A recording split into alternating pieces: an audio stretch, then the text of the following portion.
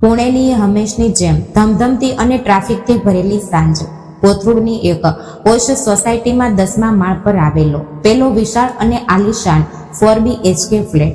ઘરના ઇન્ટિરિયર પર લાખો રૂપિયા ખર્ચ કરવામાં આવ્યા હતા, જે ઘરમાં પગ મૂકતા જ આંખે વળગતા હતા. હોલના ચકચકિત ઇટાલિયન માર્બલ પર હાઈ હીલ્સનો ટીક-ટીક અવાજ કરતી અશ્વિનીએ ઘરમાં પ્રવેશ કર્યો. તેના બંને હાથમાં મોટી નામાંકિત બ્રાન્ડેડ દુકાનોની શોપિંગ બેગ્સ હતી. ચહેરા પર એક અલગ જ રૂવાબ અને આજે ભરપૂર ખરીદી કર્યાનો આનંદ સ્પષ્ટ દેખાતો હતો.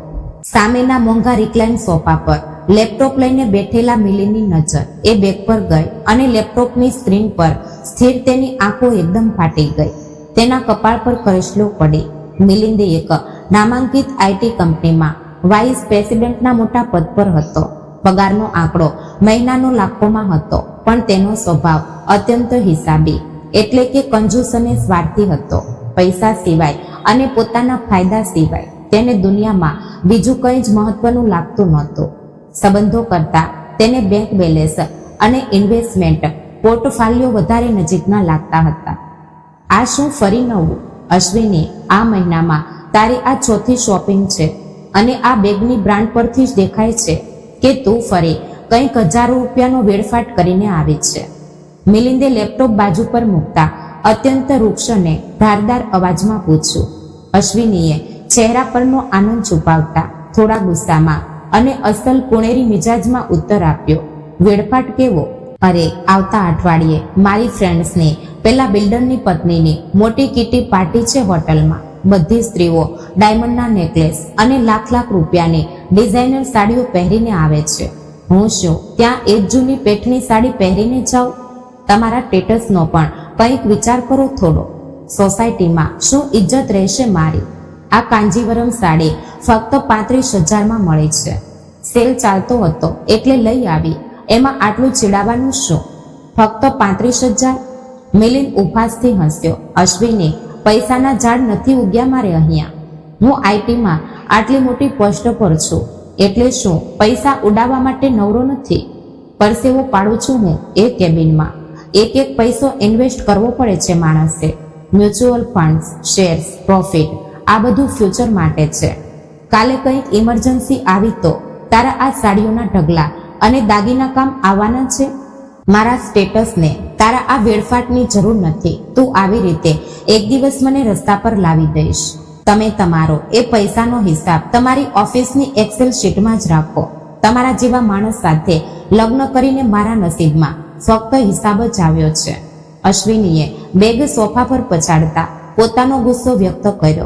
ક્યારેક પ્રેમથી કોઈ વસ્તુ આપવાને બદલે સાદી સાડી લીધી તો આટલો તમાશો કરો છો, એમ કહેતા તે બબડતી બેડરૂમમાં જતી રહી. મિલિંદે ફક્ત એક કંટાળાભર્યો નિસાસો નાખ્યો અને તે ફરી પોતાના લેપટોપમાં આંકડાઓની દુનિયામાં ખોવાઈ ગયો. પુણેના એ આલિશાન ઘરમાં પૈસો ભરપૂર હતો, પણ એ પૈસાએ સંબંધોની હૂંફ અને જીવંતતાને ગળી લીધી હતી. અહીં પુણેમાં પૈસા અને ખોટી પ્રતિષ્ઠા પરથી તણખલા ઝરતા હતા અને બીજી બાજુ સેંકડો કિલોમીટર દૂર કોંકણના ગુહાગરના એક જૂના કિલ્લેબંધ વાડામાં એક વૃદ્ધ જીવ પોતાની દીકરીની યાદમાં અંદરને અંદર ઝૂલતો હતો.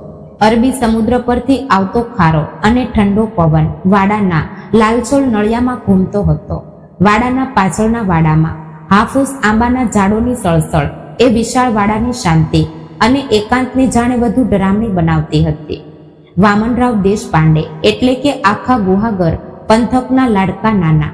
ક્યારેક આ વિશાળ વાડામાં માણસોની અવરજવર રહેતી. ગુહાગરના વ્યાડેશ્વર મંદિરમાંથી આવતો ઘંટરાવ અને વાડામાં તહેવારોનો ઉત્સાહ આખું ગામ જોતું. પણ નાનાની પત્નીના નિધન પછી અને એકની એક અશ્વિની સાસરે પુણે ગયા પછી આ વાડામાં ફક્ત નાના જૂની યાદો અને તેમનું ભયાનક એકલવાયુપણું જ બચ્યા હતા.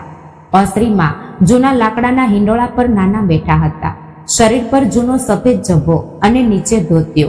આંખો પરના જાડા કાચના ચશ્મા વારંવાર નીચે સરકી રહ્યા હતા. દિવાલ પરની જૂની ઘડિયાળના ટીક-ટીક અવાજ સિવાય વાડામાં નીરવ શાંતિ હતી. અચાનક નાનાને ખાંસીનો ઉછાળો આવ્યો. ખો ખો ખો. ખાંસી ખાતા ખાતા તેમનો જીવ અદ્ધર થઈ ગયો. છાતીમાં પ્રચંડ ધબકારા વધી રહ્યા હતા.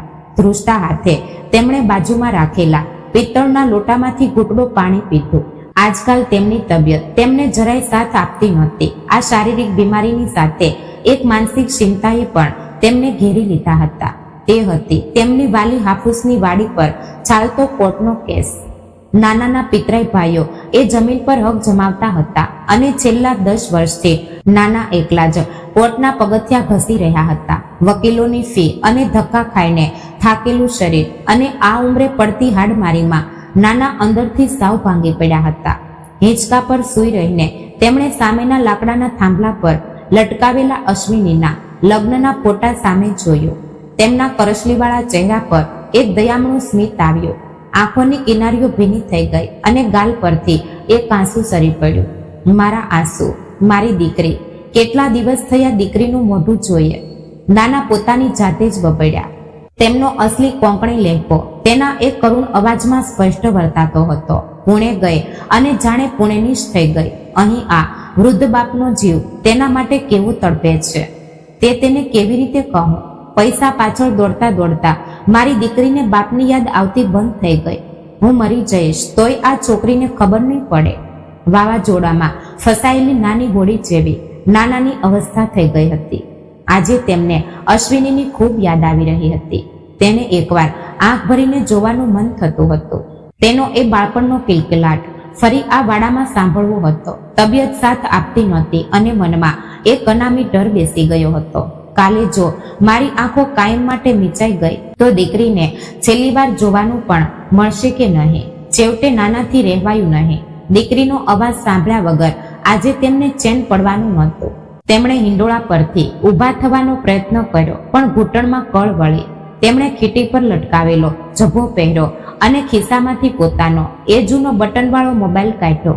હાથ ધ્રુજતા હતા, આંખોએ દેખાતું નહોતું, છતાં સ્પર્શથી અને આદતથી તેમણે નંબર ડાયલ કર્યો. સ્ક્રીન પર અશુનું નામ ઝબક્યું.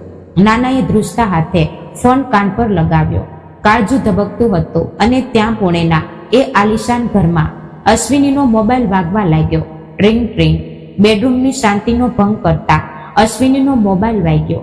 મિલિંદ સાથે થયેલા ઝઘડાને કારણે તે પહેલેથી જ અકળાયેલી હતી. કપાળ પર કરસલીઓ પાડતા તેણે ફોન સામે જોયું. સ્ક્રીન પર નાના નામ ફ્લેશ થઈ રહ્યું હતું. એક ક્ષણ તેણે વિચાર્યું કે ફોન ન ઉપાડવો, પણ રાત્રે મોડેથી નાનાનો ફોન ભાગ્યે જ આવે છે એ વિચારીને તેણે અનિચ્છાએ ફોન કાન પર મૂક્યો. હેલો નાના, શું થયું? આટલી મોડી રાત્રે ફોન કેમ કર્યો છે? તેના અવાજમાં ચીડ સ્પષ્ટ હતી. સામે છેડેથી આવતો નાનાનો અવાજ અત્યંત ક્ષીણ અને ધ્રુજતો હતો. અશુ બેટા, મારી તબિયત બહુ જ બગડી ગઈ છે. જો બપોરથી છાતીમાં બસ ધબકારા વધ્યા છે. શ્વાસ લેવાતો નથી. હમણાં થોડું સારું લાગ્યું પણ હવે ફરી કળ વળે છે. એકલાથી અહીં ઊભા થઈને દવાખાને જવાય એવું નથી. તું અને જમાઈ બાપુ જરા આવી શકશો? મને બહુ બીક લાગે છે. નાનાના શબ્દો શ્વાસ રૂંધાવાને કારણે તૂટી રહ્યા હતા. તેમના અવાજમાં એક દયામણી આજીજી હતી. પોતાની દીકરી પાસે હોય તેવી એક વૃદ્ધ બાપની આર્તઘાક હતી. અશ્વિનીના કાળજામાં ફાળ પડી. બાપની એ હાલત સાંભળીને તેને એક ક્ષણ ખરાબ લાગ્યું, પણ બીજી ક્ષણે પુણેનું અંતર, મિલિંદનો સ્વભાવ અને ઘરમાં પહેલેથી જ બગડેલું વાતાવરણ તેને યાદ આવ્યું. નાના, તમે ત્યાં જ બેસો, હું મિલિંદને પૂછી જોઉં છું, એમ કહીને તેણે ફોન હોલ્ડ પર રાખ્યો અને સીધી હોલમાં આવી. મિલિંદ હજુ પણ આંખો ફાડીને લેપટોપમાં આંકડાબાજી કરી રહ્યો હતો. એ મિલિંદ, અશ્વિની થોડા દબાયેલા અવાજે બોલી. નાનાનો ફોન આવ્યો છે. તેમની તબિયત ખૂબ જ ખરાબ છે. છાતીમાં ધડધડે છે અને દુખે છે એમ કહે છે. ત્યાં ડોક્ટર પાસે લઈ જવાવાળું કોઈ જ નથી. આપણે તાત્કાલિક ગુહાગર જવું પડશે. ગુહાગર જવું પડશે. આ શબ્દો સાંભળતા જ મિલિંદે લેપટોપ જોરથી બંધ કર્યું. તેનો ચહેરો ગુસ્સાથી લાલચોળ થયો. શું ગુહાગર? અત્યારે? આ રાત્રે? અશ્વિની, તારું મગજ ઠેકાણે છે? તને લાગે છે કે મારી પાસે આટલો ફાલતુ સમય છે? પણ તેઓ ખૂબ બીમાર છે. અશ્વિનીએ પક્ષ લેવાનો પ્રયત્ન કર્યો. ભલે રહ્યા બીમાર, ઉંમર થઈ છે તેમને. ઘડપણમાં આવું તો ચાલવાનું જ, પણ એ માટે હું શું મારો કામ ધંધો છોડીને તેમની પાછળ દોડું? અશ્વિની, તને મારા કામની જ ખબર નથી. અત્યારે મારું ક્વાર્ટર એન્ડ શરૂ થયું છે. ક્લાયન્ટના ટાર્ગેટ પૂરા કરવાના છે. આવતા અઠવાડિયે મારું પ્રમોશન ડ્યુ છે. એક એક પ્રોજેક્ટ કરોડોનો છે મારો, અને તારા નાના દર મહિને કંઈક નવી બીમારી કાઢે છે. ત્યાં જમીનના અને કોર્ટના તારીખોએ જવા માટે મારી રજાઓ બગાડવી પડે છે. અને હવે આ નવું નાટક. હું સ્પષ્ટ કહું છું, હું જરાય આવી શકું એમ નથી. મને ઓફિસમાં ટાર્ગેટ છે. વારંવાર ગામડે જવા માટે સમય નથી મારી પાસે. મિલિંદે અત્યંત કઠોર અને નિષ્ઠુર શબ્દોમાં પોતાનો નિર્ણય સંભળાવી દીધો. તો હવે તેમને હું શું કહું? તેઓ એકલા છે ત્યાં. અશ્વિનીનો અવાજ હવે ધીમો પડી ગયો હતો. કહે તેમને કંઈક. ગામમાં આટલા લોકો છે, પડોશીઓ છે, કોઈને તો કહેવું જોઈએ ને મદદ માંગવા. પૈસા ફેંકવા અને કહેવું કોઈને લઈ જવા દવાખાને. બધું શું આપણે જ કરવાનું? તેમને પુણે લાવીને રાખવાની વાત કરીએ તો એ પણ તેમને ગમતું નથી. તેમને તો પેલો તેમનો જૂનો ગંધાતો વાડો અને આંબાની વાડી છોડવી જ નથી. તો પછી ભોગવો હવે. હું કઈ મારો જોબ અને કરિયર દાવ પર લગાવીને ગુરાગહના ફેરા મારી શકું નહીં. મિલિંદ બબડતો ફરી લેપટોપ ખોલીને બેસી ગયો. અશ્વિનીએ એક ઊંડો શ્વાસ લીધો. તેણે હોલ્ડ પર રાખેલો ફોન ફરી કાન પર લગાવ્યો. હેલો નાના. અશ્વિનીનો અવાજ હવે કોરો થઈ ગયો હતો. હા અશુ, બોલ. નીકળો છો ને તમે? સામેથી નાનાએ આશાથી પૂછ્યું. નાના જુઓ, મિલિંદને ઓફિસમાં ખૂબ કામ છે. તેમના મહત્વના ટાર્ગેટ છે. તેમને જરાય રજા મળવી શક્ય નથી, અને મારે પણ એકલા આટલા દૂર આવવું ફાવશે નહીં. અશ્વિનના શબ્દો બાપના કાળજા પર ઘા કરી રહ્યા હતા. સામેથી એકદમ શાંતિ હતી. ફક્ત નાનાનો ભારે થયેલો શ્વાસ સંભળાતો હતો. નાના, તમે એમ કરો, પેલા આપણા પડોશી જોશી કાકા છે ને, અથવા પેલા પાટીલનો છોકરો, તેમને કહો ને તમને ડોક્ટર પાસે લઈ જવા. અથવા ગામમાંથી કોઈ રિક્ષાવાળાને બોલાવી લો. ખોટી ચિંતા ના કરો. ફક્ત ગેસ જેવું કંઈક થયું હશે. ગોળીઓ લો સમયસર. હું રાખું છું ફોન. આટલું બોલીને નાનાનું કંઈ પણ સાંભળ્યા વગર અશ્વિનીએ ફોન કટ કરી દીધો. ગુહાગરના એ અંધારા વાડામાં નાનાના હાથમાંથી ફોન નીચે સરી પડ્યો.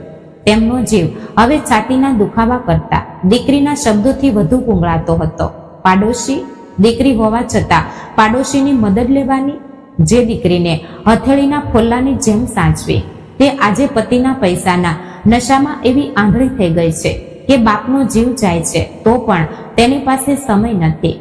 નાનાના કરચલીવાળા ગાલ પરથી આંસુની ધારાઓ વહેવા લાગી.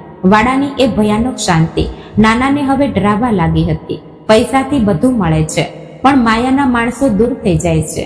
આ કડવું સત્ય તેમને આજે સમજાયું હતું. આ બાજુ પુણેમાં મિલિંદ અને અશ્વિનીની આજ આલિશાન સોસાયટીની એક બાજુ મિલિંદે ઇન્વેસ્ટમેન્ટ તરીકે લીધેલો એક નાનો 1 BHK ફ્લેટ હતો, જે તેણે ભાડે આપ્યો હતો. આ નાના ઘરમાં રહેનારા ભાડુઆત હતા સમીર અને સાયલી.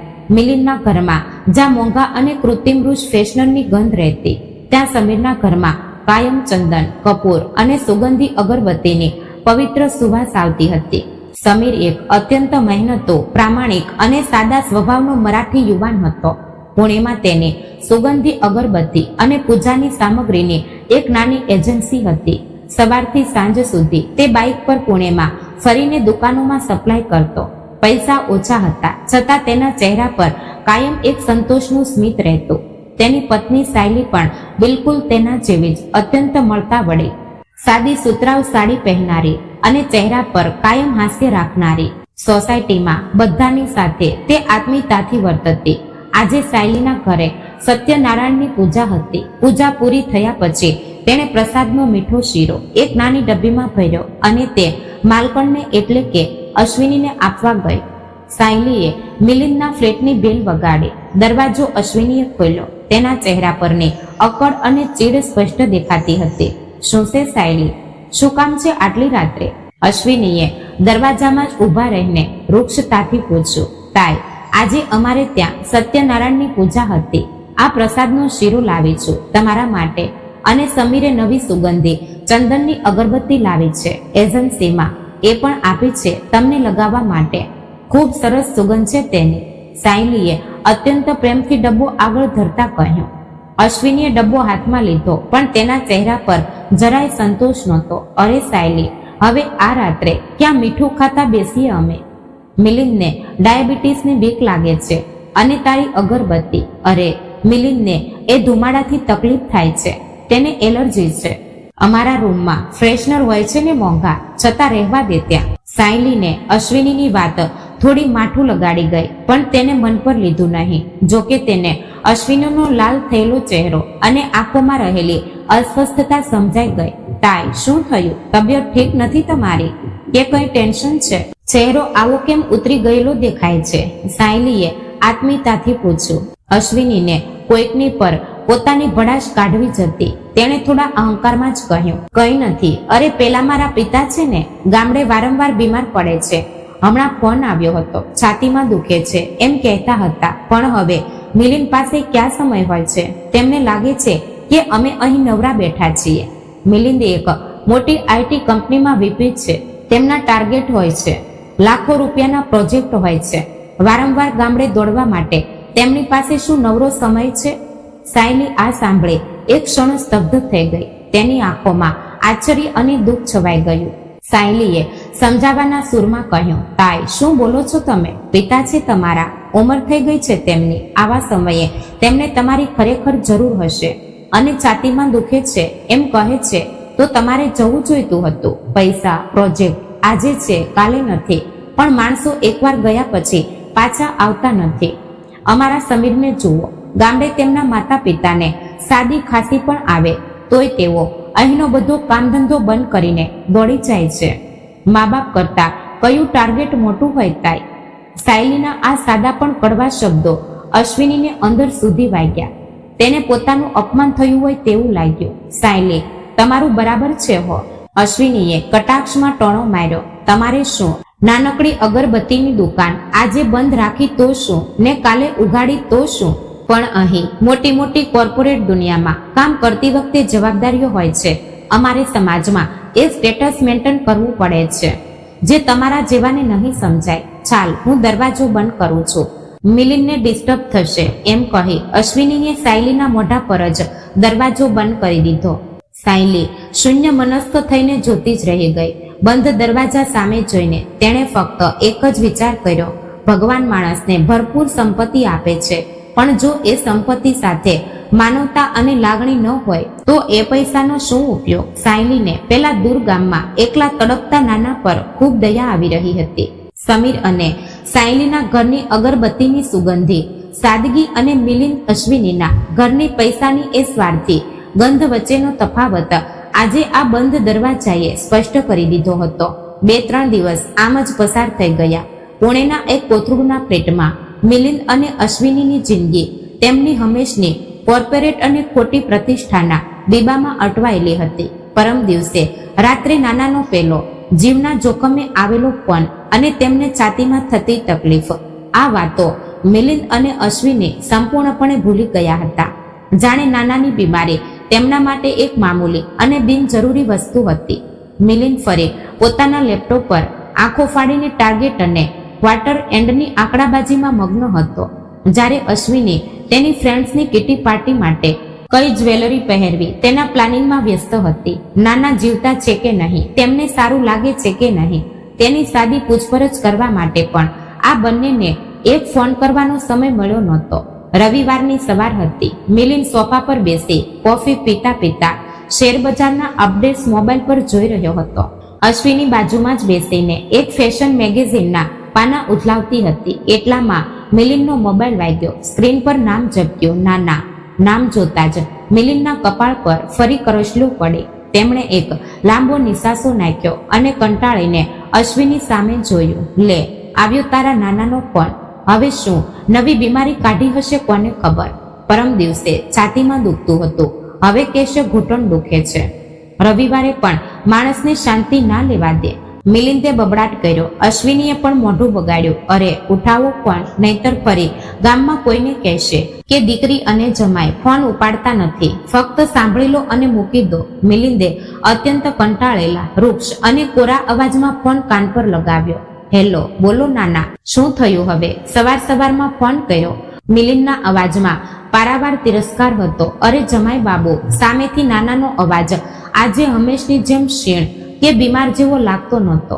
તેમના અવાજમાં એક વિલક્ષણ ઉત્સાહ અને ધ્રુજતો આનંદ વર્તાતો હતો.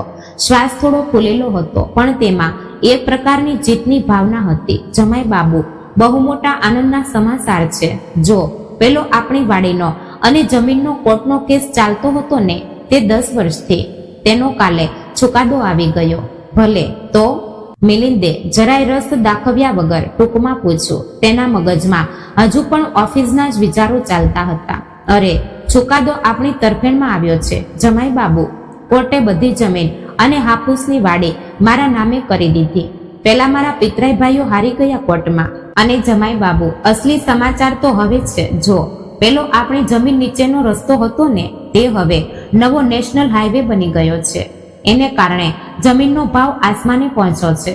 કાલે જ ગામનો પેલો મોટો બિલ્ડર સાળવી મારી પાસે આવ્યો હતો. તે એ જમીન પર મોટી હોટલ અને રિસોર્ટ બનાવવાની વાત કરે છે. જમાઈ બાબુ, એ બિલ્ડરે જમીન માટે આખા 5 કરોડ રૂપિયાની ઓફર આપી છે. જો 5 કરોડ, નાના અત્યંત નિર્દોષતાથી અને ઉત્સાહથી જણાવી રહ્યા હતા. 5 કરોડ, આ 2 શબ્દો મિલિંદના કાન પર પડ્યા અને તેના મગજમાં જાણે હજારો વોલ્ટનો ઝટકો લાગ્યો. તેના હાથમાં રહેલો કોફીનો મગ ગાલીચા પર ઢોળાતા ઢોળાતા રહી ગયો. તે જે સોફા પર આડો પડીને બેઠો હતો, ત્યાંથી એકદમ સ્પ્રિંગની જેમ બેઠો થઈ ગયો. તેની આંખો ફાટી ગઈ. લેપટોપ પર દિવસ રાત પરસેવો પાડીને મહિનાનો મળતો તેનો 1,00,000-2 લાખનો પગાર તેને હવે આ 5 કરોડના આંકડા સામે અત્યંત મામૂલી લાગવા માંડ્યો. 5 કરોડ, આ આંકડા તેની આંખો સામે જાણે નાચવા માંડ્યા. એક સેકન્ડમાં મિલિંદનો નાના પ્રત્યેનો દ્રષ્ટિકોણ, તેનો રૂક્ષતા, તેનો તિરસ્કાર બધું જવામાં ઓગળી ગયું. પૈસાના મોહને કારણે તેના સ્વભાવે કાચિંડાની જેમ રંગ બદલ્યો. મિલિંદનો અવાજ હવે મધ જેવો મીઠો અને ચાસણીમાં બોલ્યો હોય તેવો થઈ ગયો. શું કહો છો નાના? 5 કરોડ? અરે વાહ, આ તો ખૂબ જ મોટા અને આનંદના સમાચાર છે. અરે નાના, તમારી 10 વર્ષની તપસ્યા ફળી કહેવાય. અભિનંદન, ખૂબ ખૂબ અભિનંદન. નાના સાથે મિલિંદની અવાજની આ મીઠાશ સાંભળીને બાજુમાં બેઠેલી અશ્વિની પણ ચમકીને તેની સામે જોવા લાગી. તેને સમજાયું નહીં કે મિલિંદ અચાનક આટલો મીઠો કેમ બોલે છે. હા જમાઈ બાપુ, પણ હવે આ ઘડપણમાં હું શું કરું આટલા પૈસાનું? તબિયત પણ સાથ આપતી નથી. વિચાર્યું મારી અશુને અને તમને કહી દઉં. તમે જ હવે કંઈક નક્કી કરો. નાના ભોળપણથી બોલ્યા. નાના, તમે જરાય ચિંતા કરશો નહીં. અરે, તમે આટલા બીમાર રહો છો. પરમ દિવસે પણ તમારી તબિયત ખરાબ હતી. મને અહીં ઓફિસના કામને કારણે આવતા ન ફાવ્યું. તેનો મને ખૂબ પસ્તાવો થાય છે. પણ હવે કંઈ નહીં. તમે ત્યાં ગામમાં એકલા નહીં રહો. તમારી તબિયત ત્યાં એકલા રહેવા માટે બિલકુલ ઠીક નથી. તમે પુણે અમારા ઘરે આવી જાઓ. હવે અમે છીએ તમારી સંભાળ રાખવા માટે. મિલિંદે અત્યંત ચતુરાઈથી ઝાડ બિચાવવાની શરૂઆત કરી દીધી. અરે જમાઈ બાબુ, પણ તમારું કામ. નાનાને પરમ દિવસનો મિલિંદનો નકાર યાદ આવ્યો. અરે નાના, કામ શું છે? આજે છે અને કાલે નથી. પણ શું તમારાથી મોટું છે એ કામ? હું પોતે ગાડી લઈને આવું છું તમને લેવા માટે. તમે જરાય ટેન્શન લેશો નહીં. હું અશ્વિની સાથે વાત કરીને તમને ફરી ફોન કરું છું. તમે ફક્ત પોતાનું ધ્યાન રાખો. મિલિંદે અત્યંત આદર અને ચિંતાભર્યા અવાજમાં ફોન મૂક્યો. ફોન મૂકતા જ મિલિંદે અશ્વિની સામે જોયું. તેની આંખો પૈસાની લાલચથી ચમકી રહી હતી. ચહેરા પર એક ભયાનક સ્વાર્થી સ્મિત આવ્યું હતું. શું થયું? અરે, નાનાનો ફોન હતો ને. શું કહેતા હતા? અને તમે એકદમ આમ માખણની જેમ કેમ ઓગળી ગયા તેમની સામે? અશ્વિનીએ મૂંઝાઈને પૂછ્યું. મિલિંદે અશ્વિનીના બંને હાથ પોતાના હાથમાં લીધા અને ઉત્સાહથી કહ્યું, અશ્વિની, આપણી લોટરી લાગી છે. લોટરી? નાનાનો પેલો જમીનનો કેસ હતો ને, તે નાના જીતી ગયા છે. અને એ જમીન હવે હાઈવે ટચ હોવાને કારણે એક બિલ્ડરે તેમને આખા 5 કરોડ રૂપિયાની ઓફર આપી છે. 5 કરોડ રૂપિયા? અશ્વિની, સમજાય છે તને તેની વેલ્યુ? 5 કરોડ. અશ્વિનીની આંખો પણ ફાટી ગઈ. તેની કીટી પાર્ટી, સાડીઓ, હીરાના દાગીના બધું જ એક સાથે તેની આંખો સામે આવી ગયું. મારા નાના 5 કરોડના માલિક થઈ ગયા. હો, પણ અશ્વિની, આપણે બહુ મોટા મૂર્ખ છીએ. પરમ દિવસે જ્યારે નાનાની છાતીમાં દુખતું હતું ત્યારે આપણે તેમને રામ ભરોસે છોડી દીધા હતા. વિચાર કર, જો તે દિવસે તેમને કંઈ અઘટિત થઈ ગયું હોત તો એ 5 કરોડની પ્રોપર્ટી કોના ગળામાં ગઈ હોત? પેલા પિતરાઈ ભાઈઓના અથવા ગામના લોકોના. આપણે તો હાથ ઘસતા રહી ગયા હોત. મિલિંદનો વ્યાવસાયિક અને હિસાબી મગજ અત્યંત વેગથી ચાલી રહ્યો હતો. અશ્વિની, નાના ત્યાં એકલા છે. આજુબાજુ પેલા ગામડિયા લોકો અને પેલા પિતરાઈ ભાઈઓ ગીધની જેમ ટાંપીને બેઠા હશે. 5 કરોડનો આંકડો સાંભળ્યા પછી કોઈની પણ દાનત બગડે. નાના સ્વભાવે ભોળા અને લાગણીશીલ છે. કોઈ પણ 2 મીઠા શબ્દો બોલશે તો તેઓ પોતાની બધી સંપત્તિ તેના નામે કરીને છૂટા થઈ જશે. આપણે આવું થવા દેવું જોઈએ નહીં. તો હવે શું કરવાનું? મને તો બહુ બીક લાગે છે. તે મારા પિતા છે. એ પૈસા પર મારો અને ફક્ત મારો જ હક છે. અશ્વિનીને પણ હવે પૈસાની લાલચ જાગી હતી. એક જ ઉપાય છે. મિલિંદે આંખો ઝીણી કરતા પોતાનો દાવ ખેલ્યો. નાનાને ત્યાં ગામમાં રાખવા હવે આપણા માટે બહુ જોખમી છે. આપણે તેને તાત્કાલિક અહીં પુણે લાવી દેવા જોઈએ. તેમને કહેવાનું કે તમારી તબિયત ઠીક રહેતી નથી. અમને તમારી બહુ ચિંતા થાય છે. અહીં પુણેમાં મોટી હોસ્પિટલો છે. અમે તમારી સેવા કરીશું. તેમને એકવાર અહીં લાવી દીધા એટલે તેમના પર અને એ પૈસા પર આપણો પૂરો કંટ્રોલ રહેશે. બિલ્ડર સાથેનો વ્યવહાર હું પોતે મારા હાથમાં લઈશ. એ 5 કરોડ આપણા એકાઉન્ટમાં આવવા જોઈએ. અશ્વિનીના ચહેરા પર હવે એક લુચ્છું સ્મિત આવ્યું. અચાનક તેનામાં પ્રેમાળ દીકરી જાગી ગઈ હતી. ખરેખર અને નાના કેટલા બીમાર રહે છે ત્યાં. છેવટે મારા પિતા જ છે ને તેઓ. મને તેમની ચિંતા તો થાય જ છે. આપણે તેમને અહીં જ લાવીશું કાયમ માટે. હું તેમની ખૂબ સેવા કરીશ. તેમને ગરમા ગરમ જમવાનું બનાવીને ખવડાવીશ. તેમને કંઈ ઓછું આવવા દઈશ નહીં. અને અરે 5 કરોડ જો આવે તો આપણે બાણેરમાં પેલો જે મોટો પેન્ટ હાઉસ જોયો હતો ને તે લઈ શકીએ છીએ. અને મને પેલી ડાયમંડ જ્વેલરી પણ. હા, બધું લઈશું. બાણેરનો ફ્લેટ, નવી ગાડી, બધું જ. પણ પહેલા નાનાને અહીં લાવવા જરૂરી છે. નાના આપણા પર ખુશ રહેવા જોઈએ એ યાદ રાખજે. મિલિંદે અશ્વિનીને સમજાવી. પણ અરે તમારા પેલા ઓફિસના ટાર્ગેટ્સ અને પ્રમોશન, તમને સમય ક્યાં છે ગામડે જવાનો? અશ્વિનીએ પરમ દિવસે મિલિંદે આપેલું જ કારણ આગળ ધર્યું. મિલિંદે ઉપહાસાત્મક હસતા કહ્યું, ટાર્ગેટ ગયા ખાડામાં. 5 કરોડ મેળવવા માટે હું 10 દિવસ રજા મૂકી શકું છું. કંપનીમાં આખું વર્ષ મજૂરી કરીને મને 5 કરોડ નહીં મળે જે અહીં એક ઝાટકામાં મળી રહ્યા છે. This is a business deal Ashwini. અને આ ડીલમાં નાના આપણા સૌથી મોટા ક્લાયન્ટ છે. તેમને ખુશ રાખવા એ જ હવે આપણું એકમાત્ર ટાર્ગેટ છે. બંનેએ એકબીજા સામે જોઈ એક સ્વાર્થી હાસ્ય કર્યું. પૈસાની લાલચે સંબંધોમાં કેટલું ખોટાપણું લાવી શકે છે તેનું આ જીવતું જાગતું ઉદાહરણ હતું. મિલિંદે ફરી ફોન ઉઠાવ્યો અને નાનાને લગાવ્યો. હેલો નાના, હું મિલિંદ બોલું છું. નાના, મેં અશ્વિનીને વાત કરી. તે તો તમારી ચિંતામાં રડવા જ માંડી છે. નાના, અમે નક્કી કર્યું છે કે તમે ત્યાં એકલા નહીં રહો. તમારી ઉંમર થઈ છે. તમને આરામની જરૂર છે. હું કાલે જ ઓફિસમાં રજા મૂકું છું અને પોતે ગાડી લઈને તમને લેવા ગુહાગર આવું છું.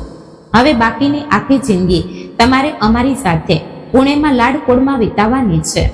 મિલિંદના અવાજમાં રહેલી એક ખોટી લાગણી અને નાટકી મીઠાશ સાંભળે ગુહાગરમાં બેઠેલા એ ભોળા બાપની આંખોમાં આનંદના આંસુ આવી ગયા. મારી દીકરી અને જમાઈને મારી કેટલી ચિંતા છે. એ ભ્રમમાં નાના ખોવાઈ ગયા હતા. તેમને ક્યાં ખબર હતી કે આ બધી દોડધામ તેમના માટે નહીં પણ તેમના નામે રહેલા પેલા 5 કરોડ રૂપિયા માટે ચાલી રહી છે. મિલિંદે બીજા જ દિવસે ઓફિસમાં ઇમરજન્સી સિક લીવ મૂકી દીધી અને પોતાની આલિશાન કાર લઈને તે સીધો ગુહાગર તરફ નીકળ્યો. જે મિલિંદ પરમ દિવસ સુધી મારી પાસે ઓફિસના ટાર્ગેટ્સને કારણે સમય નથી, ગુહાગર આવું અશક્ય છે એવી બડાઈઓ હાંકતો હતો. એ જ મિલિંદ આજે 5 કરોડની લાલચમાં મુંબઈ ગોવા હાઈવે પર ગાડી ભગાવી રહ્યો હતો. તેના મગજમાં ફક્ત અને ફક્ત બિલ્ડર સાથે કરવાનો પેલો જમીનનો સોદો અને એ 5 કરોડ રૂપિયા કેવી રીતે પુણે લાવવા તેના જ આંકડા ફરી રહ્યા હતા. ગુહાગર પહોંચતા જ મિલિંદે નાનાને ભેટી પડ્યો. નાના, કેટલા અશક્ત થઈ ગયા છો તમે. ચિંતા થાય છે હો અમને તમારી. મિલિંદનો આ ખોટો વહાલ જોઈ નાનાની આંખોમાં પાણી આવી ગયું. તેમને લાગ્યું કે મારી દીકરીનો સંસાર સુખી છે અને જમાઈ કેટલા સમજુ છે. તે જ દિવસે મિલિંદે અત્યંત ચતુરાઈથી બિલ્ડર સાળવીની મુલાકાત લીધી. જમીનના વ્યવહારના બધા પેપર્સ પોતાના કબજામાં લીધા અને 5 કરોડ રૂપિયાનો વ્યવહાર ફાઇનલ કર્યો.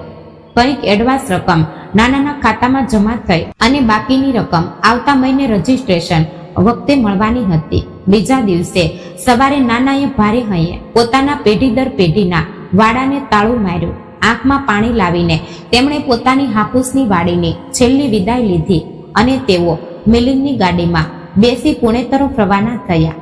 પુણેના કોથરૂડના ફ્લેટ પર પહોંચતા જ અશ્વિનીએ દરવાજામાં જ નાનાની આરતી ઉતારી. નાના, આ ઘરમાં તમારું સ્વાગત છે. હવે આજ તમારું ઘર. અહીંથી આગળ તમારે ક્યાંય જવાનું નથી. અશ્વિનીએ આંખમાં ખોટા આંસુ લાવતા નાનાને ગળે લગાવ્યા. દીકરીનો આ પ્રેમ જોઈ નાનાનું હૈયું ભરાઈ આવ્યું. મારા છોકરાઓ કેટલા સારા છે. હું અમથો જ તેમને ખોટું સમજી બેઠો. કામની વ્યસ્તતાને કારણે તેમને સમય નહીં મળતો હોય, પણ તેમના મનમાં મારા પ્રત્યે કેટલી માયા છે. એવો ભોળો વિચાર નાનાના મનમાં આવવા લાગ્યો. આવતા 8-10 દિવસ નાના માટે જાણે સ્વર્ગ સમાન હતા. અશ્વિની રોજ સવારે નાનાને ગરમ પાણી આપતી. તેમની પસંદગીની કોકણી વાનગીઓ, ક્યારેક નરમ દાળ ભાત, ક્યારેક પેટલું ભાખરી, તો ક્યારેક માછલીનું શાક તે પોતાના હાથે બનાવીને ખવડાવવા લાગી. મિલિંદ રોજ ઓફિસથી આવ્યા પછી નાના સાથે બેસીને તેમની તબિયતની પૂછપરછ કરતો. નાના, ગોળીઓ સમયસર લો છો ને? કંઈ જોઈએ તો મને હકથી કહેજો. એવા મીઠા મીઠા શબ્દો તે નાનાના કાનમાં નાખતો હતો. નાનાને લાગતું હતું કે તેને ઘડપણની સાચી લાકડી મળી ગઈ છે, પણ તેમને ક્યાં ખબર હતી કે આ બધી મહેમાન ગતિ અને લાડકોડ ફક્ત તેમના અકાઉન્ટમાં જમા થનારા 5 કરોડ માટે શરૂ થયેલો એક નાટકી ખેલ હતો. થોડા દિવસો આમ જ આનંદમાં પસાર થયા. બિલ્ડર પાસેથી બાકીના બધા પૈસા ટૂંક સમયમાં જ મળવાના હતા. હવે મિલિંદને પોતાનો અસલી દાવ ખેલવાનો સમય નજીક આવી ગયો હતો. એક સાંજે નાના હોલમાં ટીવી જોઈ રહ્યા હતા. અશ્વિની કિચનમાં ચા બનાવી રહી હતી. મિલિંદ ઓફિસથી આવ્યો, પણ આજે તેનો ચહેરો હંમેશની જેમ હસતો નહોતો. તે જાણી જોઈને એક લાંબો નિસાસો નાખતા કપાળ પર હાથ મારીને અત્યંત તણાવમાં હોય તેમ સોફા પર નાનાની બાજુમાં આવીને બેઠો. શું થયું જમાઈ બાપુ? ચહેરો કેમ આવો ઉતરી ગયેલો દેખાય છે? ઓફિસમાં કંઈ કથા થઈ ગઈ કે શું? નાનાએ ચિંતામાં પડીને પૂછ્યું. મિલિંદે અત્યંત દયામણો ચહેરો કર્યો. ત્યાં સુધીમાં અશ્વિની ચાના કપ લઈને ત્યાં આવી ગઈ. તેણે પણ મિલિંદના નાટકમાં જોડાતા પૂછ્યું, શું થયું? તમે સવારથી કેમ આમ ચિંતામાં છો? અને પેલી બેંકની ફાઇલ કેમ ઘરે લાવ્યા છો? મિલિંદે ચાનો કપ હાથમાં લેતા અત્યંત ગમગીન અવાજમાં બોલવાનું શરૂ કર્યું. નાના, શું કહું તમને? છેલ્લા કેટલાક દિવસોથી મારા મગજમાં એક જ વિચાર ચાલી રહ્યો છે. હવે તમે કાયમ માટે અમારી સાથે પુણે રહેવા આવ્યા છો, પણ નાના, આ ઘર જુઓ. આ કોથળુનું ઘર હવે બહુ જૂનું થઈ ગયું છે. અહીંની જગ્યા આપણને ઓછી પડે છે. અને સૌથી મહત્વની વાત એ કે તમારા કોકણના મહેમાનો સગા વહાલા જ્યારે તમને મળવા પુણે આવશે ત્યારે તેમને આ નાનકડા ઘરમાં કેવી રીતે બેસાડીશું? મને મારા સ્ટેટસને પણ આ શોભતું નથી. નાનાએ સમજુ અવાજમાં કહ્યું. અરે જમાઈ બાબુ, ઘર શું મોટું ને શું નાનું? માણસો મોટા હોવા જોઈએ. મને અહીં કંઈ જ ઓછું નથી પડતું. તમે આટલી સંભાળ રાખો છો મારે, એ જ ઘણું છે. ના ના ના, એવું નથી. મિલિંદે પોતાનો અવાજ થોડો ભાવ કર્યો. મારે તમને એક મોટા અને આલિશાન ઘરમાં રાખવા છે, જ્યાં તમને તમારી પોતાની એક મોટી સ્પેસ મળે. એ માટે મેં અને અશ્વિનીએ બાણની એક અત્યંત પોશ સોસાયટીમાં 4BHK આલિશાન ફ્લેટ જોયો છે. એ ઘરમાં તમારા માટે એક વિશાળ માસ્ટર બેડરૂમ સાથે મોટી બાલ્કની છે, જ્યાંથી આખું પુણે દેખાશે. પણ મિલિંદ જાણી જોઈને અટકી ગયો. પણ શું જમાઈ બાબુ, શું અડચણ છે? નાનાએ પૂછ્યું. અશ્વિનીએ આંખમાં નકલી આંસુ લાવતા કહ્યું. નાના, એ બાણેરના ફ્લેટની કિંમત આખી 3 કરોડ રૂપિયા છે. મિલિંદે હોમ લોન માટે બેંકમાં અરજી કરી હતી, પણ તેની લોન કંઈ સેક્શન થતી નથી. અને પેલો બિલ્ડર કહે છે કે 2 દિવસમાં ટોકન અમાઉન્ટ લાવો. બાકીના પૈસા નહીં આપો તો તે ફ્લેટ બીજા કોઈને વેચી દેશે. અમારે તમને એ મોટા ઘરમાં રાજાશાહી ઠાઠમાં રાખવા હતા. નાના, પણ અમારું નસીબ જ ખરાબ. અમે તમને સુખ આપી શકતા નથી. અશ્વિનીએ પાલવથી ખોટા આંસુ લૂછ્યા. દીકરીના તે આંસુ અને જમાઈનો તે ઉતરેલો ચહેરો જોઈને નાનાનું કાળજું ભરાઈ આવ્યું. તેમને લાગ્યું કે મારી દીકરીના કેટલા મોટા સપના છે અને મારા માટે તેઓ કેટલો વિચાર કરે છે. નાનાના મનમાં પૈસા પ્રત્યે કોઈ લોભ નહોતો. તેમણે તાત્કાલિક નિર્ણય લીધો. અરે પાગલો, આવી નાની વાત માટે રડો છો? બેંક લોનની શું જરૂર છે? અશ્વિની, પેલો બાણેરવાળો ફ્લેટ કાલે ને કાલે જ બુક કરી નાખો. નાના અત્યંત પ્રેમ અને મક્કમતાથી બોલ્યા. પણ નાના, 3 કરોડ રૂપિયા ક્યાંથી લાવશો? મિલિંદે નિર્દોષતાનો ડોળ કરતા પૂછ્યું. જમાઈ બાબુ, પેલા બિલ્ડર પાસેથી જમીનના જે 5 કરોડ રૂપિયા આવી રહ્યા છે ને, તે શું હું સ્વર્ગમાં લઈને જવાનો છું? તે પૈસા મારા અસ્તિત્વના છે. તેમાંથી 3 કરોડ રૂપિયા તમે તે બાણેરના ઘર માટે વાપરો. હું આપું છું તે પૈસા કરતા મને મારી દીકરીના ચહેરા પરનો આનંદ વધુ મહત્વનો છે. કાલે જ આપણે તે ફ્લેટ બુક કરી નાખશું. નાનાએ દીકરીના માથા પર હાથ ફેરવતા પોતાનો નિર્ણય સંભળાવ્યો. આ શબ્દો કાને જ પડતા મિલિંદ અને અશ્વિનીના અંગમાં આનંદની લહેર દોડી ગઈ. તેમના મનમાં હરખના ઉભરા આવતા હતા. આપણો ટાર્ગેટ બરાબર લાગ્યો અને ડોસાએ એક ઝાટકે 3 કરોડ રૂપિયા આપી દીધા. આ વિચારથી મિલિંદના મગજમાં પૈસાનો વરસાદ થવા લાગ્યો, પણ ચહેરા પર તેણે અત્યંત કૃતજ્ઞતાનો ભાવ લાવીને કહ્યું, નાના, ખરેખર તમે અમારા માટે આટલું મોટું પગલું ભરી રહ્યા છો. તમારા ઉપકાર અમે જન્મભર નહીં ભૂલીએ નાના. મિલિંદે નાનાના હાથમાં હાથ લઈને ખોટા ભાવુક થઈને કહ્યું. બંનેએ એકબીજા સામે એક કુટિલ નજર નાખી, જેમાં આપણો વિજય થયો છે એવો સ્પષ્ટ સંદેશ હતો. આ બધું નાટક ચાલી રહ્યું હતું. ત્યાં જ દરવાજાની બેલ વાગી.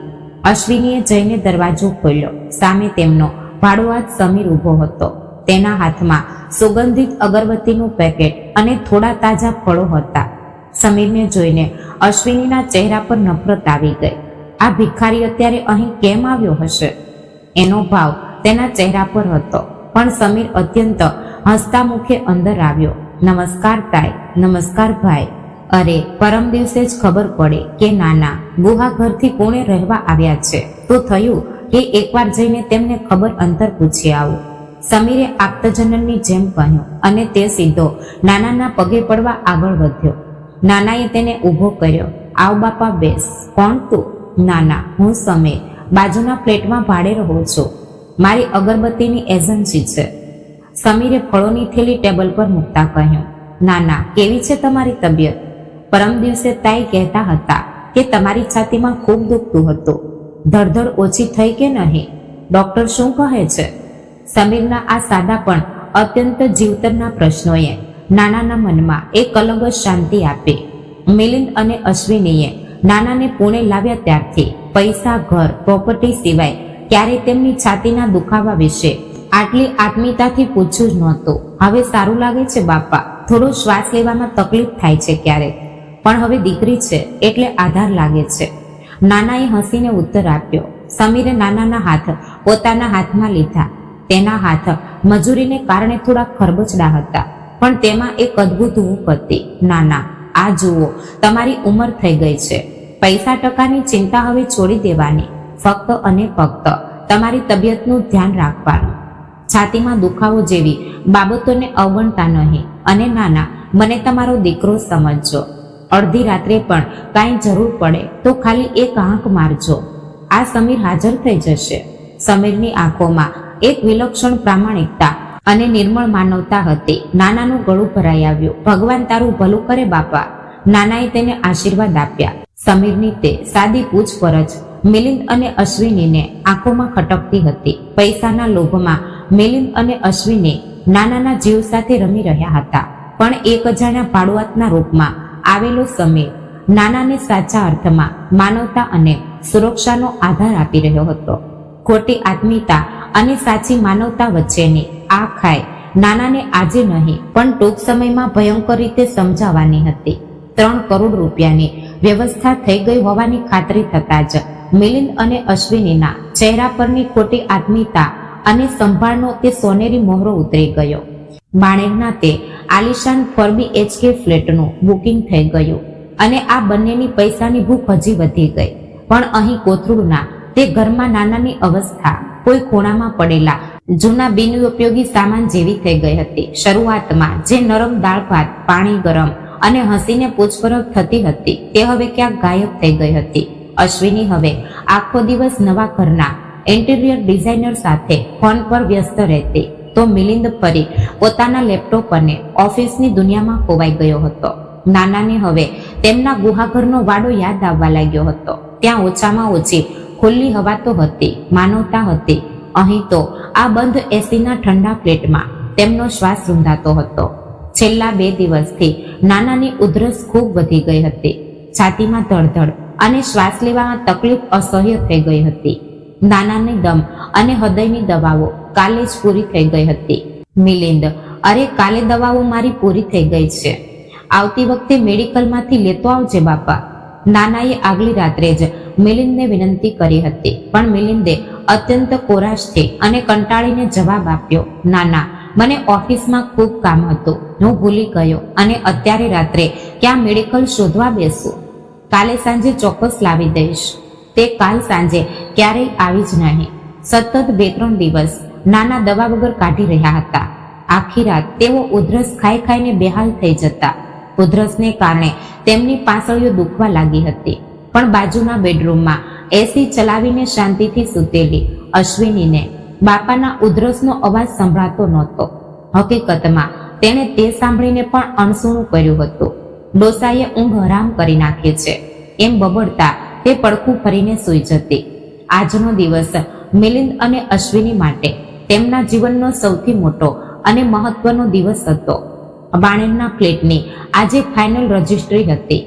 બિલ્ડર સાળવી પાસેથી આવેલા 3 કરોડ રૂપિયા નાનાના ખાતામાંથી મિલિંદના ખાતામાં ટ્રાન્સફર થઈ ગયા હતા અને આજે બિલ્ડરની ઓફિસમાં જઈને નાનાની હાજરીમાં અને સહીથી તે 3 કરોડનો આલિશાન ફ્લેટ સત્તાવાર રીતે મિલિંદ અને અશ્વિનીના નામે થવાનો હતો.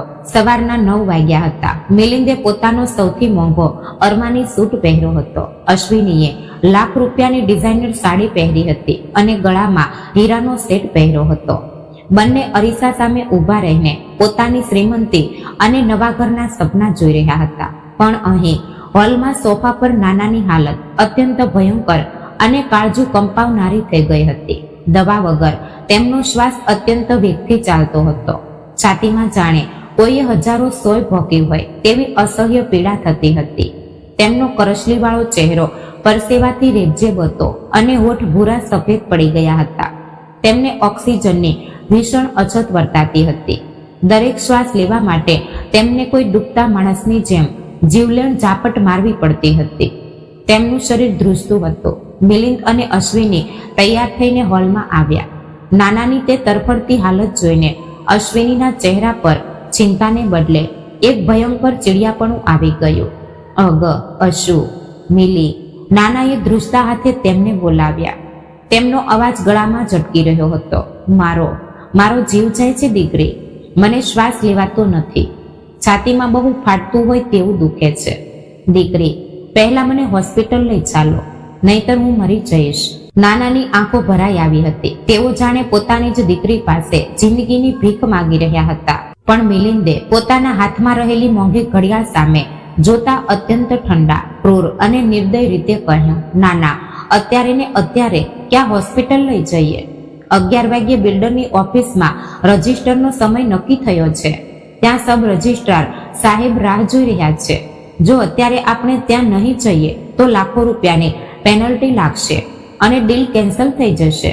તમારી રોજની બીમારીને કારણે હું મારું 3 કરોડનું નુકસાન ન કરી શકું. અરે પણ મારો જીવ, મને કંઈ સૂઝતું નથી. આંખે અંધારા આવે છે. નાના તરફડતા હતા. અશ્વિનીએ આગળ આવીને પોતાના બાપને આધાર આપવાને બદલે અત્યંત કઠોર શબ્દોમાં બાપના કાળજા પર ઘા કર્યા. નાના, પ્લીઝ હવે આ નાટક બંધ કરો. તમને હંમેશા ટાઈમસર જ કંઈક બીમારી કાઢવાની આદત છે. આજે અમારા જીવનનો સૌથી મહત્વનો દિવસ છે. 3 કરોડનો ફ્લેટ અમારા નામે થઈ રહ્યો છે. ત્યાં ઓફિસમાં જઈને ખાલી એક સહી કરવાની છે તમારે. પહેલા ઓફિસ જઈને સહી કરીશું, પછી ત્યાંથી જ તમને ડાયરેક્ટ હોસ્પિટલ લઈ જઈશું. ખાલી અડધા કલાકનું કામ છે, આટલું સહન કરો હવે. અશુ, 5 મિનિટ પણ કાઢવી મુશ્કેલ છે.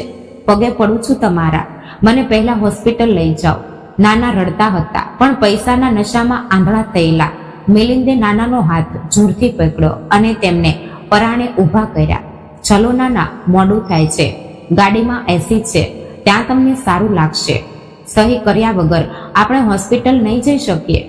મિલિંદ અને અશ્વિનીએ નાનાને જબરજસ્તીથી લિફ્ટમાં નીચે લાવ્યા અને ગાડીની પાછળની સીટ પર જાણે મરેલા ઢોરની જેમ ફેંક્યા. અશ્વિની આગળ મિલિંદની બાજુમાં જઈને બેસી ગઈ. ગાડી શરૂ થઈ. ગાડીનું એસી ફૂલ સ્પીડ પર હતું. પણ નાનાના શરીરની અંદરની આગ અને શ્વાસની તે જીવલેણ તડફડ એસીની ઠંડી હવાથી શાંત થતી નહોતી. ઉલટું એસીની બંધ હવામાં તેમનું ગુંગળામણ વધી ગયું હતું. ગાડી વેગથી બાણેર તરફ દોડવા લાગી. પાછળની સીટ પર નાના છાતી પકડીને વેદનાથી કહારતા હતા. તેમની ઉધરસ બંધ નહોતી થતી. આંખોમાંથી સતત પાણી વહેતું હતું. તેમને હવે સામે માત્ર અંધારું દેખાતું હતું. શ્વાસ લેવા માટે તેઓ બારીનો કાચ નીચે કરવાનો પ્રયત્ન કરતા હતા, પણ મિલિંદે ચાઇલ્ડ લોક લગાવ્યો હતો. અશુ, માં, બચાવો મને. અશુ, પાણી આપ. નાનાનો તે શિક્ષ અને ધ્રુજતો અવાજ ગાડીમાં ગૂંજતો હતો. પણ આગળની સીટ પર બેઠેલા તે બે રાક્ષસોને કશી જ પડી નહોતી. નાનાની તે મૃત્યુની વેદનાઓ વચ્ચે મિલિંદ અને અશ્વિને અત્યંત ઉત્સાહથી પોતાના નવા ઘરનું પ્લાનિંગ કરી રહ્યા હતા. મિલિંદ, આપણે નવા હોલમાં ઇટાલિયન માર્બલ લગાવીશું અને માસ્ટર બેડરૂમમાં વુડન ફ્લોરિંગ. 3 કરોડના ઘરમાં કંઈક સ્ટાન્ડર્ડ હોવું જોઈએ. અશ્વિની બાપની તરફડત પર દુર્લક્ષ કરીને હસીને કહી રહી હતી. હા, અને હું વિચારું છું કે બાકીના જે 2 કરોડ રૂપિયા છે ને નાનાના અકાઉન્ટમાં, તે પણ આપણે આજે સહી કરતી વખતે ધીરેથી આપણા નામે ટ્રાન્સફર કરી લઈશું. પછી એક મર્સિડીઝ કાર બુક કરીશ. સોસાયટીમાં આપણો અલગ જ વટ પડશે. મિલિંદ હસતા હસતા સ્ટેરિંગ પર હાથ મારતા બોલ્યો. પાણી આપને. અશુ, નાનાનો ફરીથી તરફડતો અવાજ આવ્યો.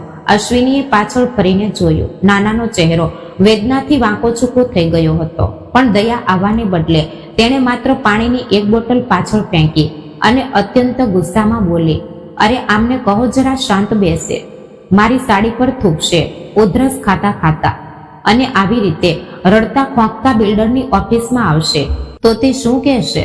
નાના, જરા કંટ્રોલ કરો તમારી જાતને. ત્યાં બિલ્ડર સામે તમાશો નહીં જોઈતો મારે. પૈસાનો નશો માણસને કેટલો ક્રૂર, પાષાણ હૃદયી અને કૃતજ્ઞ બનાવી શકે છે, તેનો આ રૂવાડા ઊભા કરી દે તેવો ખેલ તે દોડતી ગાડીમાં ચાલુ હતો. નાનાને હવે સત્ય સમજાઈ ગયું હતું. જે દીકરી માટે તેમણે પોતાની બધી સંપત્તિ આપી દીધી, પોતાનું વતન છોડ્યું, તે જ સગી દીકરી આજે બાપના મોતની રાહ જોઈ રહી હતી.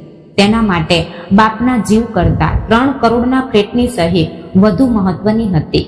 નાનાની આંખોમાં હવે આંસુ નહોતા. તે એક ભયંકર પશ્ચાતાપ અને પોતાના નસીબની ક્રૂર મજાક હતી. ગાડીના તે ઠંડા એસીમાં નાનાનો શ્વાસ ધીરે ધીરે ઓછો થતો જતો હતો. તેમના શરીરની શક્તિ પૂરી થઈ રહી હતી.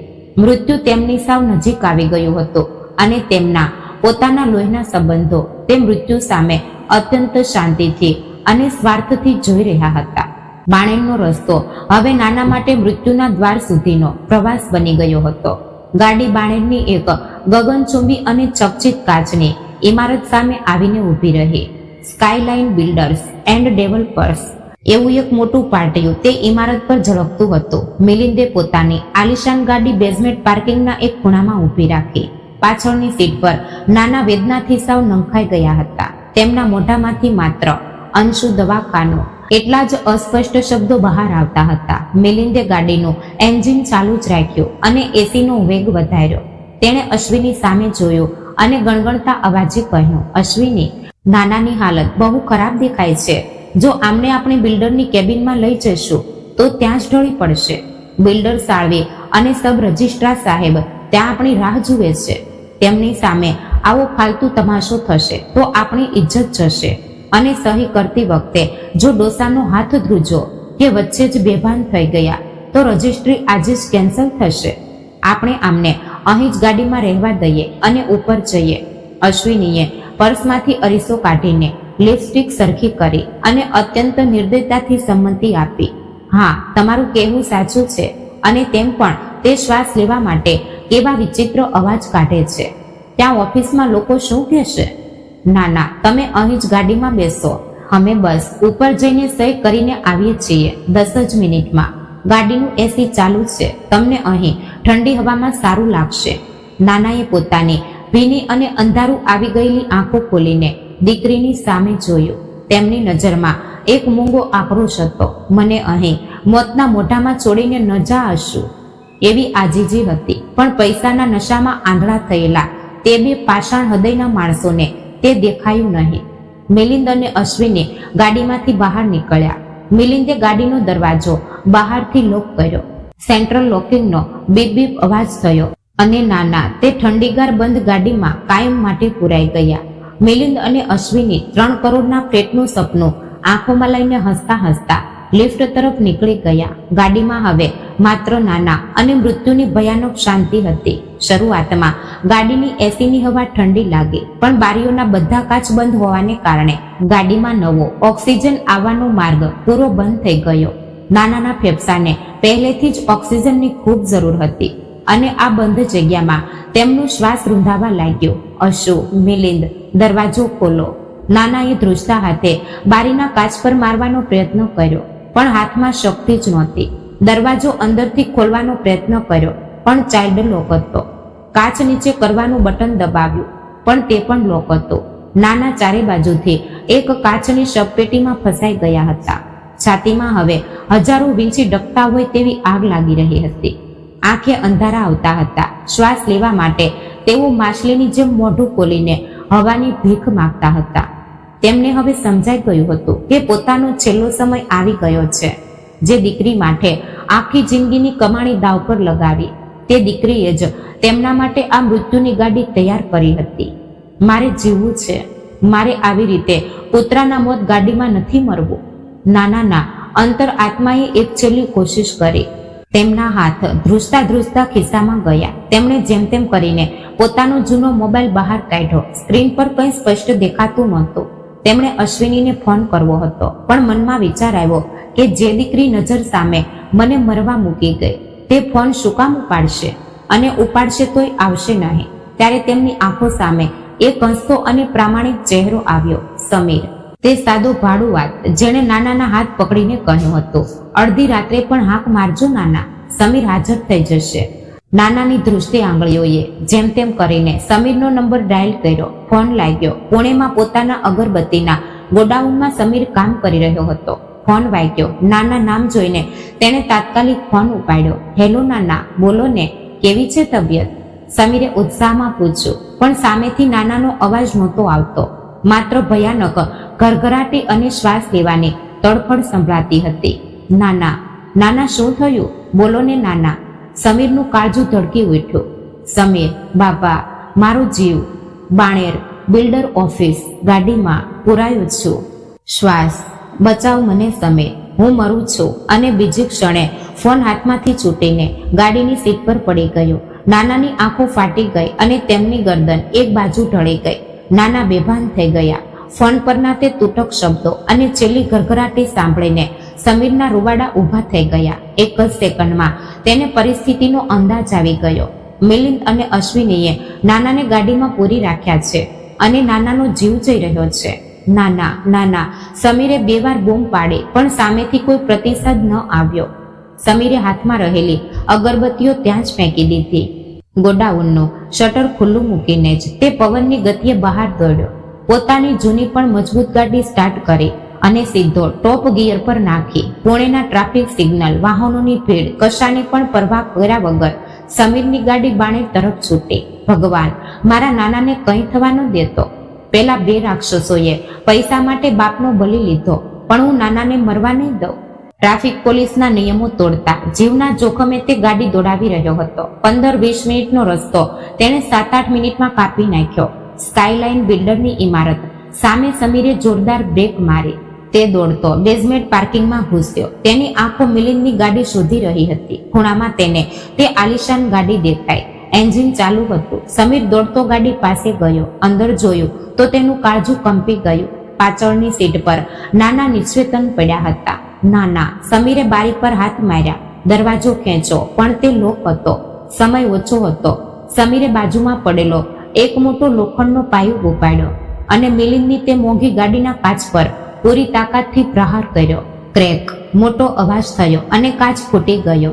એલાર્મ જોરથી વાગવા લાગ્યો. સમીરે કાચના ટુકડાની પરવા કર્યા વગર હાથ અંદર નાખી દરવાજો ખોલ્યો. દરવાજો ખોલતા જ ગાડીની ગુંગળામણ વાળી હવા બહાર આવી. સમીરે નાનાને બહાર કાઢ્યા. તેમનું શરીર બરફ જેવું ઠંડુ પડી ગયું હતું.